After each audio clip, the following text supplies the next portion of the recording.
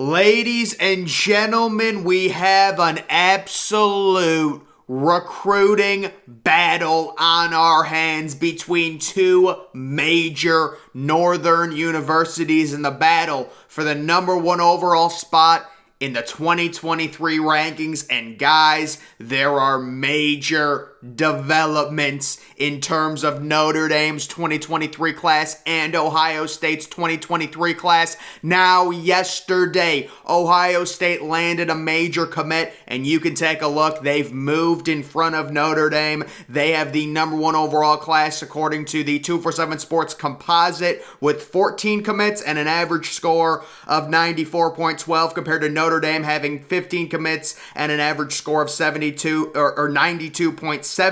Both of these teams separated by just 5 points. Very similar classes. A lot of 5 stars and 4 stars in both of these classes. But guys, Notre Dame is looking to take back the number one overall spot, and they should get a major commitment coming up on June 30th. The number 55 player in the nation, Charles Jausha, is expected to commit to Notre Dame, heavily expected to commit to Notre Dame, and that will be a major get. Marcus Freeman is doing so good on the recruiting trail. This could potentially propel Notre Dame in front of Ohio State, although we're still waiting on some guys maybe in the next few days for Ohio State. You know, there's a few guys that could announce this might push Notre Dame past. But then, July 1st, Jermaine Matthews, the underrated 4-star from Cincinnati, is expected to announce his commitment to Ohio State. So back-to-back, they're jockeying Ohio State and Notre Dame.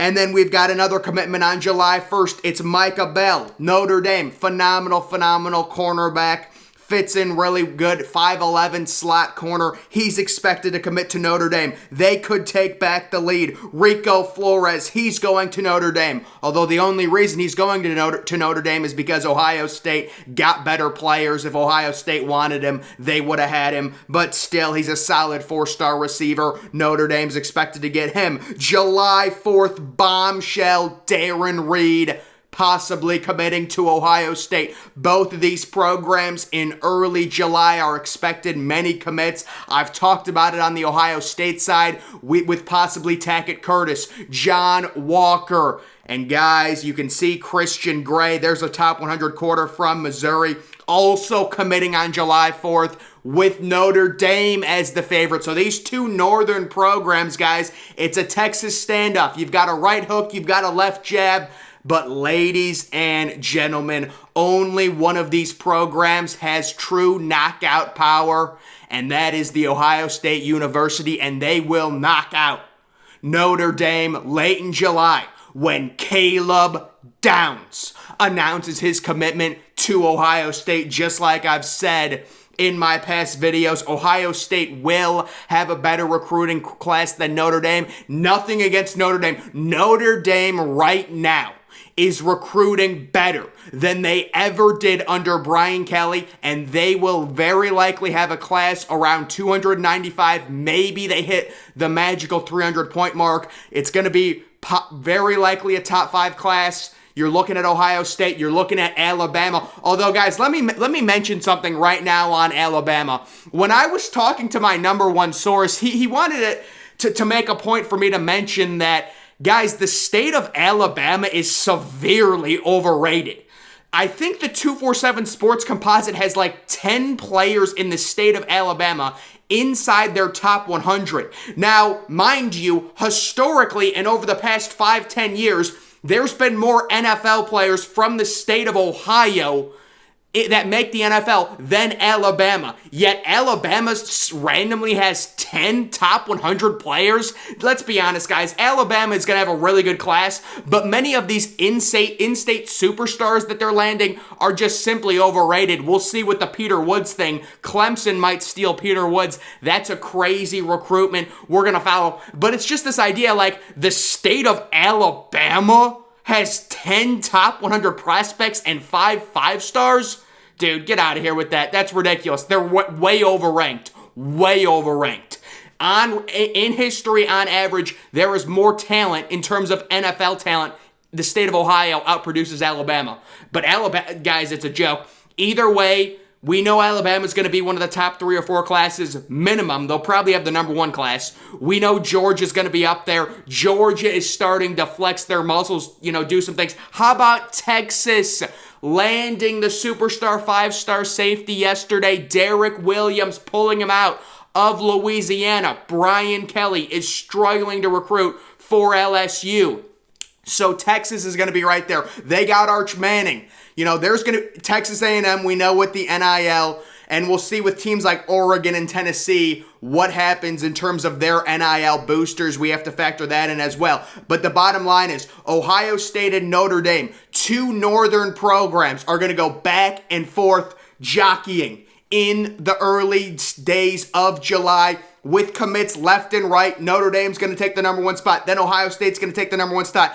And then at the end of July, guys, Ohio State is going to knock out Notre Dame when they land Caleb Downs. I've said it multiple times. My number 1 source is all over it. It's a done deal. Caleb Downs is a Buckeye. And guys, I'm so excited. I'm so happy. I'm so thankful for my number 1 source and Notre Dame fans. Guys, the thing is, it's so weird with Notre Dame fans. I've been nothing but nice to Notre Dame fans, and I keep getting hit with this weird arrogance from them. It's just like with Notre Dame, I have nothing against Notre Dame. I have complimented Marcus Freeman, and it's like I've been really, really nice, and it's just they're all arrogant. I don't get it. I like Notre Dame. I like their history. They're putting together a great recruiting class. It's so fun to see them land all these kids. They're recruiting way better than Michigan. It's not even close. I like them. But guys, let's be honest. Ohio State is going to go ahead. Ohio State is going to be in contention once they land Caleb Downs to finish number 1 overall. We'll see if they take enough players to finish number 1 overall. Normally, you get these southern programs like Alabama, like Texas A&M, taking 28, 29, 30 guys in basically every one of their recruiting classes, and they're able to do that because they just tell guys that aren't very good, go hit the transfer portal. That's why there's so much scholarship manipulation now, because if a kid, if Jimbo Fisher knows a kid's probably not going to get any playing time, they view that as a wasted scholarship, especially if it's a freshman or a sophomore. We saw a true freshman from Alabama who was part of the 2022 Bama recruiting class hit the transfer portal 3 months after he got to the university because Nick Saban looked at him and he said, listen, let's not waste your time. Let's not waste Alabama's time. Let's not waste this scholarship. Hit the transfer portal. You can transfer immediately. You're not good enough to play here. We saw you in practice. That's the type of stuff that's happening. That's why these southern schools are able to take 30-man classes every year and Ohio State doesn't. Now the question is, does Ryan Day get more tough love on some of these kids that aren't the best players and say, listen, for your best interest and for the Ohio State's best interest, it would be best if you hit the transfer portal and got playing time somewhere else like the southern schools do. I don't know if Ohio State's going to finish with the number 1 class. It's always an uphill battle due to the scholarship difference. If they only take 25 guys, 24 guys, if A&M's getting a 30-man class, if Bama's getting the other issue with Alabama, the in-state talent, and again, the state is really overrated. A lot of these kids are overranked in Alabama. They're severely overranked. But right now, they've got like 10 top 100 prospects, and Auburn is a complete dumpster fire. So in the state of Alabama, they're not even battling Auburn. Auburn's not even a threat because they're so much of a dumpster fire. They're really battling programs that are outside. Now, they did kind of get screwed with A.J. Harris. A.J. Harris originally wasn't from Alabama. I don't know where A.J. Harris was from, but he's a total NIL recruit. And I think the latest update on A.J. Harris was Florida led for him.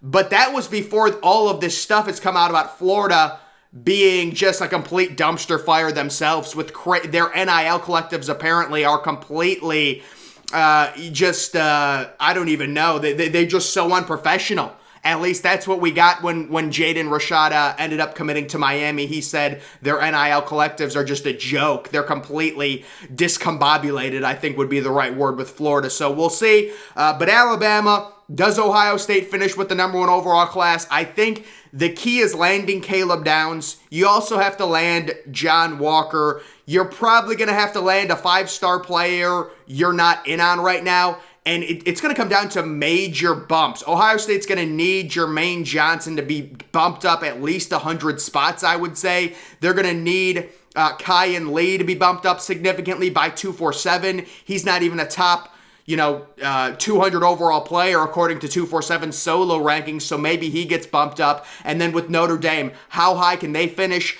I think if you're a Notre Dame fan, you're hoping for a top 5 class. You're not going to finish number 1. You're not going to finish in front of Ohio State. But if you go on this commitment run, these are solid 4-star players. There's a few top 100 players. Every commit I just talked about that Notre Dame is supposed to get, this is like 4 commits over the next week and a half. They're all composite top 200 players. This is elite talent that Marcus Freeman is stacking. So important. Stack elite talent on top of each other and let the best players play. That's all you can do. Marcus Freeman is getting Notre Dame kids. He's recruiting unbelievably. I think Notre Dame could possibly get a top 5 class. It depends. You're going to have Ohio State, A&M, Georgia, Alabama. Does USC get in there? Does Texas get in there? Right? There's a lot of competition, especially with the NIL stuff, and Notre Dame is not big on NIL. Neither is Ohio State. But it'll be very interesting. It's so great to see these 2 northern programs be at the top. Of course, guys, Alabama's going to get a bunch of top 50 commits in July, I know. But still, it's fun to see these 2 northern programs kind of duke it out for the number 1 overall spot. And Ohio State is going to leave Notre Dame behind when they land Caleb Downs in the grand finale at the end of July. It's going to be epic, guys. Make sure you're following me on Twitter. Link to that's always in the description. I'm, of course, the Depressed Ginger. Thank you for watching.